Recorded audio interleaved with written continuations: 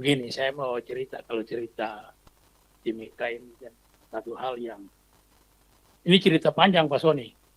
Ini sejarahnya dari tahun 67 jadi. Sampai sekarang telah beres-beres barang itu. Persoalannya itu setiap hari 240.000 ton. Dulu itu pertama itu saya cerita sejarah supaya teman-teman tahu. Namanya Grasberg, open pit. Dari gunung yang 4.000 meter, dong gali sampai ke bawah, 4.000 meter ke bawah. Pak Robert, maaf Pak. Kita perpanjang dulu, ya, perpanjang, ya, supaya Pak Robert bisa menyampaikan keseluruhannya ya. Kita perpanjang, ini sudah lewat, kita perpanjang sampai ya jam 12. Ya, jam ya boleh lah jam 12 ya. Ya, nanti kalau silakan Pak Robert. Itu sampai habis. Karena aturan baru lagi tidak boleh ada open pit, makanya sekarang underground.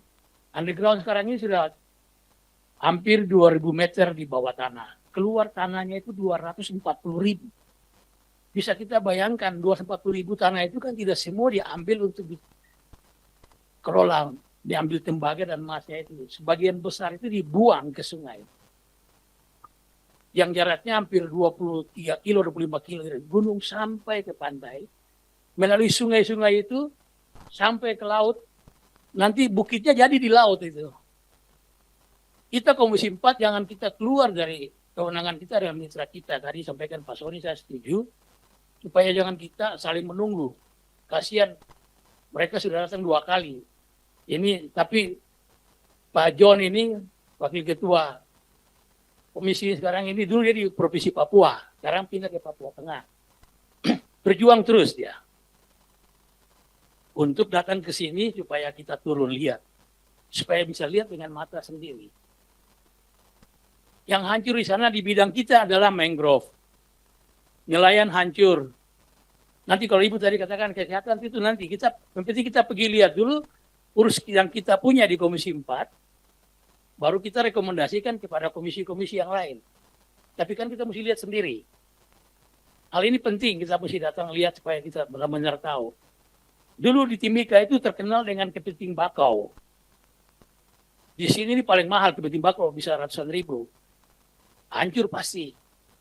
Karena tailing itu bukan tailing kosong, mungkin ada campur-campur kimia apa kan kita tidak tahu, itu urusan mereka yang orang-orang pintar di atas.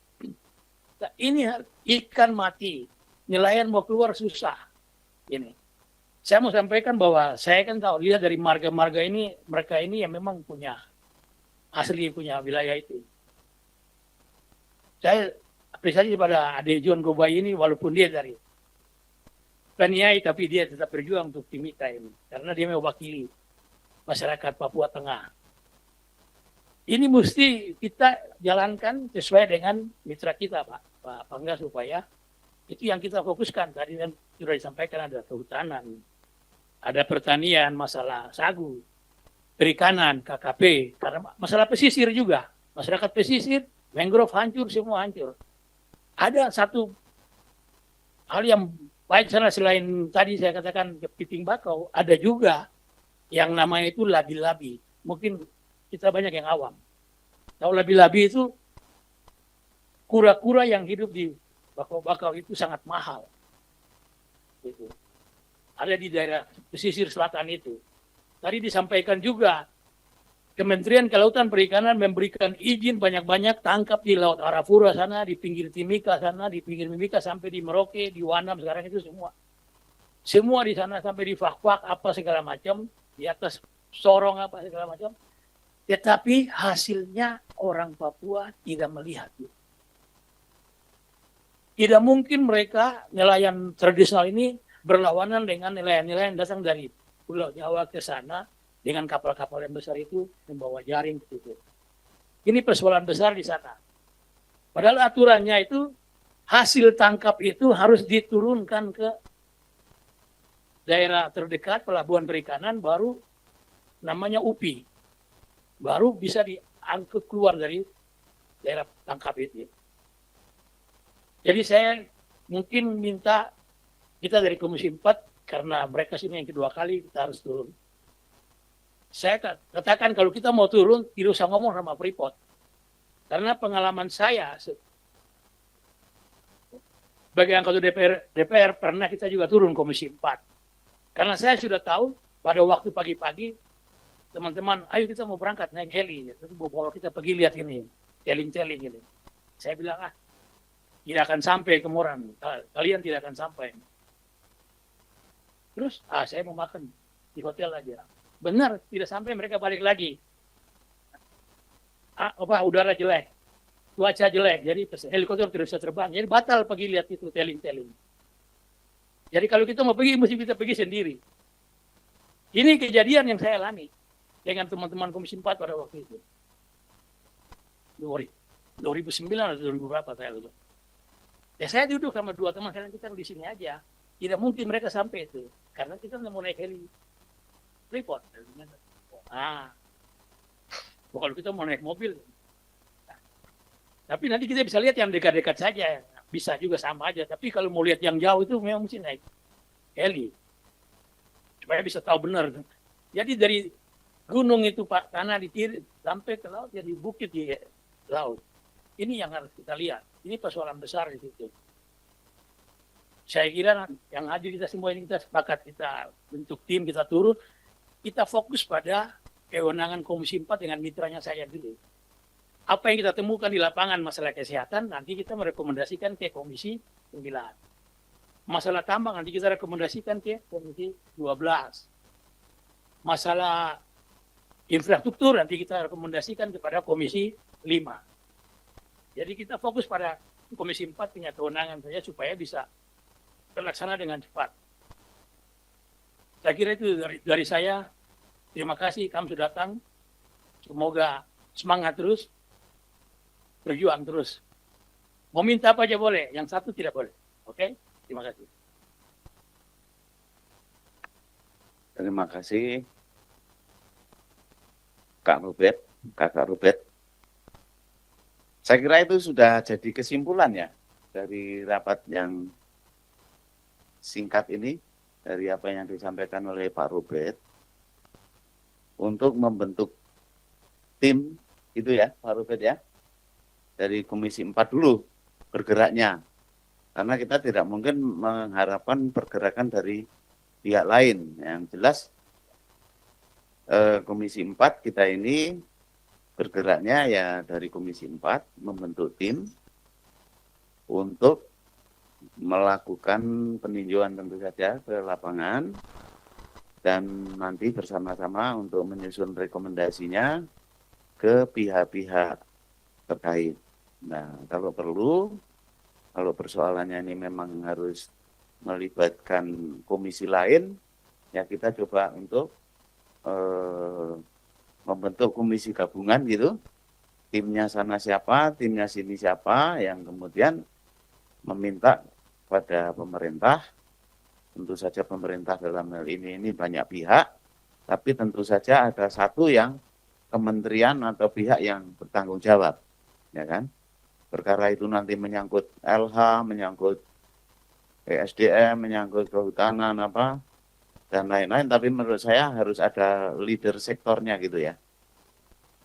Feeling saya sih ini harusnya ESDM ya yang menjadi leadernya.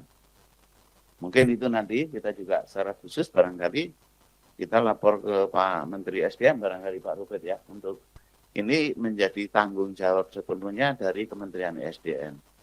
Bahwa kemudian dia membagi tugas kepada kementerian-kementerian lain, yaitu menjadi tanggung jawab dari kementerian yang paling terkait.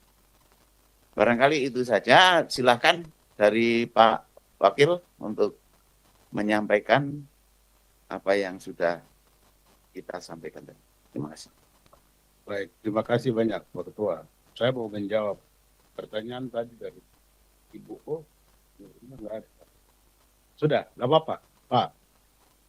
Saya agar ini pertemuan ada hasilnya. Kalau berkenan Pak Ketua, mungkin staf bisa mengetik rekomendasi tertulis, sehingga kami juga memegangnya. Itu pertama. Yang kedua, Pak, kita DPR dan pemerintah, baik di daerah maupun di pusat, itu adalah penguasa. Jadi saya sepakat tadi, perusahaan adalah mereka membayar kewajiban. Mereka diatur oleh penguasa. Tidak bisa terbalik. Pengusaha yang mengatur penguasa, itu nggak boleh. Yang kadang terjadi hari ini seperti itu. Sehingga ini saya pikir dalam kitab Melangkah ini agar kita bisa hindari yang begitu. Yang ketiga, saya ingin pastikan kapan tim dari Komisi 4 bisa turun. Nanti kita di daerah pasti akan membantu bisa bersama dengan teman-teman dari lembaga adat, dari ini untuk kita sama-sama. Sekali lagi kita tidak mencari kambing hitam. Bahwa dia membayar sekian triliun, itulah kewajiban dia kepada kita. Tetapi bahwa DPR dan pemerintah daerah mencari solusi untuk kesejahteraan rakyat, memecahkan masalah real yang ada, itu segera harus kita lakukan. Misalnya tadi tentang kapal. Ini penting, Pak. Yang kedua, Pak, kalau ke Mimika, nanti Freeport jawab begini, Pak, itu biasa, Pak, alami, Pak. Di Mimika biasanya pasang surut air, Pak. Ini sudah zaman modern. Masa kita tinggal seperti di zaman batu, ya kan, Pak? Kan ada kapal yang bisa jalan di daerah yang dangkal, overcraft atau apa. Mestinya itu kan jadi solusi. Ini bagian dari yang jangka pendek. Terakhir, pertama, Pak, tailing itu masalah bagi masyarakat, tapi dia berkat bagi pihak lain. Saya ingin pastikan agar dapat dikelola oleh pengusaha anak asli Mimika sendiri, bukan oleh pemerintah atau mitranya pemerintah atau BUMD. Jadi saya pikir ini bisa menjadi rekomendasi agar mereka ini tidak hanya menjadi masalah, tetapi ada solusi. Sekali lagi, Pak, saya tidak ingin 3 kali lagi ke ruangan ini, sehingga ada tim bersama dari gabungan komisi agar ini bisa kita dapat solusi pada kesempatan yang lebih cepat. Terima kasih, Pak.